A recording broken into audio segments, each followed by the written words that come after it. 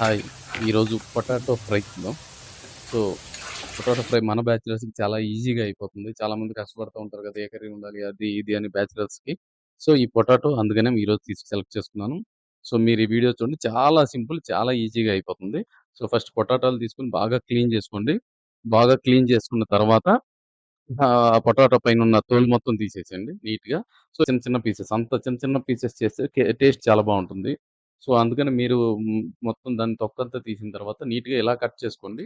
Cut చేసుకొని stove మీద గిన్నె పెట్టి అందులో ఆయిల్ వేసి కొద్దిగా ఎక్కువ ఆయిల్ పడుతుంది ఈ కూరకి. ఆయిల్ వేసి బాగా వేపండి. చూడండి కొంచెం ఇది డిఫికల్టీ ఏంటి అంటే మనం అక్కడే ఉండి టైమ్ స్పెండ్ చేయాలి. ఎందుకంటే అడుగు మాడిపోకుండా. సో, అది చూసుకుంటూ కలుపుతా ఉండాలి ఎక్కువ సేపు. హ్మ్. పొటాటో ముక్కలు వేసేయంగానే పసుపు కూడా వేయాలి.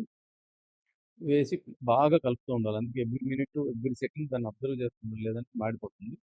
సో, అది అయిపోయిన తర్వాత మీకు తెలిసిపోతుంది. కలర్ మారుతుంది. ఆ కలర్ మారిన వెంటనే ఫస్ట్ మీరు కొద్దిగా హ్మ్, ఉప్పు, సాల్ట్ ఏసుకోండి. సాల్ట్ ఏసుకుంటే ఆ ముక్క కొంచెం ఇంకొంచెంగా మెత్తగా అవుతుంది. సాల్ట్ ఏసిన తర్వాత యాజ్ యూజువల్‌గా ఈ కారం, ధనియాల పొడి, అలాగే జీలకర్ర పొడి, అలాగే ఉంటే కొద్దిగా గరం మసాలా. గరం మసాలా వేయకపోయినా చాలా బావుంటుంది. అలాగే కొద్దిగా కరివేపాకు. ఇవే ఇంతకు మించి ఇంకేమీ లేవు.